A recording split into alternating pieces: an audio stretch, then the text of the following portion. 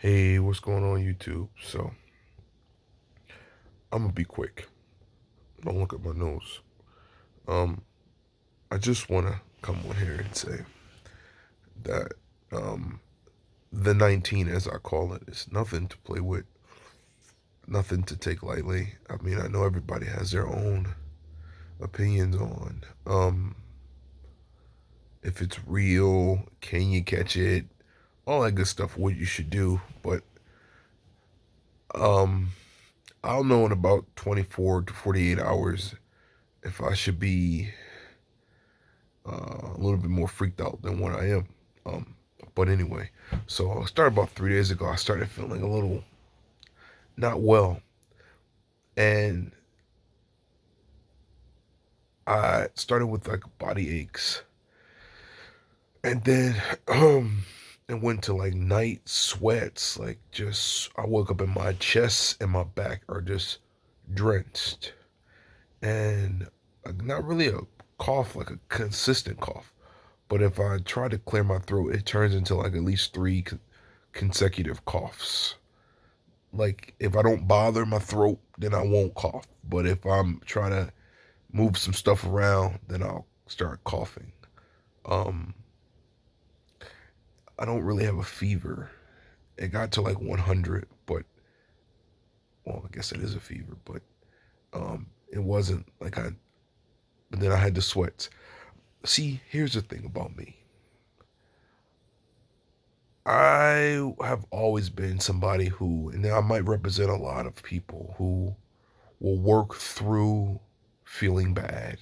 Like I've had pains that could take out a horse, and I will grin and bear. So what when I'm sick, I don't really, not that I don't pay any mind. I could appear to be okay. So for other people and myself, you just like ain't nothing wrong with you.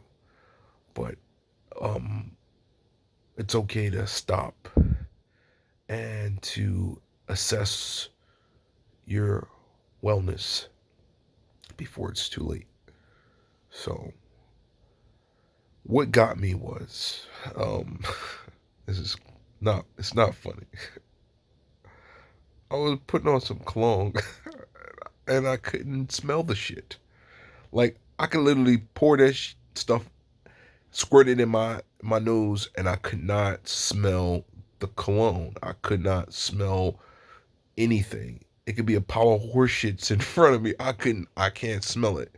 That is the strangest sensation ever.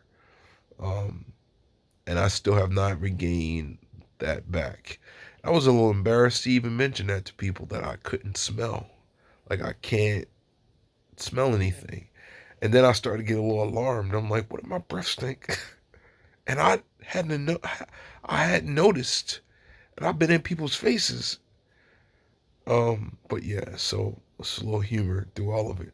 So that the sweating, the insomnia, and I think the insomnia comes from your body just trying to like settle down within itself. Like, cause that's how I knew something was wrong too. Cause I'm usually a sound sleeper, even if I'm having like some, you know, anxiety issues.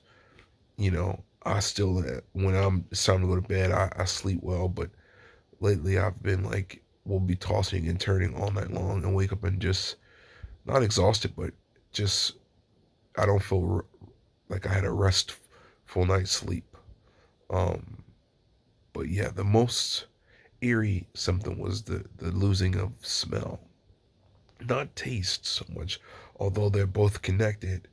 For me, it was just I can't smell anything, not even just like a little bit. Like I could take ammonia, and everybody knows how strong and pungent that is, and it's like smelling nothing, you know. So that just lets you know how that is a real symptom of something. I've never experienced that symptom, although that symptom can be tied to having a cold or a sinus infection. I've never experienced not losing my sense of smell. So this is new for me. Um, I just want to preface this by saying that I don't know whether I have the 19. yet or not. I did go today and have a test, which I wouldn't say it was horrible because it was actually pretty smooth. They've gotten it down to a science. It was not a line. I pulled in. I never got out my car. The lady walked up. She jammed a picket fence up my nose and twirled it for about 20 seconds and put my brains into a bag and walked away. At least that's what it felt like. Um, but yeah, so in about, like I said, 24 to 48 hours, I should know officially if I have the 19. Hopefully, what I have is just a bug or a virus. That just shows you how 2020 is. Like, I hope I just got the regular flu. If it's just the regular flu, I'll be ecstatic. I don't want the 19. I just want the old nasty, just coughing, put you out for 48-hour flu. I don't want the one that could kill you. Although the regular flu could kill you too, but I want the old regular flu or cold. I don't want the scary one. So hopefully it's just a regular one and I could nurse myself back to health. Um, but yeah, so I'm gonna lay here with my humor and some good television, which are all rerun at this point. I probably put something on demand, and I'm gonna stay locked in this room. I have everything I need, including a bottle to piss in, um, and a window to throw it out if I needed to. Only kidding. But I mean, I don't want to put anybody into harm's way, so I've been wearing double mask and a face shield at home and in public, and trying to keep my spirits up. And I figured, you know, I'll use this platform as a way to just chronicle the experience because we may all at one time have to you know experience being sick and concerned, and we might want to know what the process is. The process is immediately after you identify that your symptoms are not getting any better, um, is to reach out to your primary care physician and schedule a COVID test or whatever way that you go about doing that. I called on Sunday night. By this morning, I was getting a phone call at 7:30 telling me that they already had my appointment scheduled. I called my job. I was at work. I shouldn't have gone to work, but you know how that is. I was still in PPE, but I should have, been home. But it's kind of hard to judge me because you just don't know. We push through regular sicknesses all the time. You don't want to already automatically label yourself with having COVID and calling out, and it's like I got bills to pay. I mean, and as soon as I was to find out that it was something a little bit more severe, I would of course stay home. But like I said, I was managing. I'm still in the old mindset of a cold. You have a cold, you don't necessarily stay home. You know, you drink some tea and you some put extra lemon and lime and some ginger. You keep it moving. But I had to remind myself that it could be something much worse. So here I am, home where I'll be. I'll probably post another video every day just to, as I said, see how this goes. Hopefully they call me tomorrow.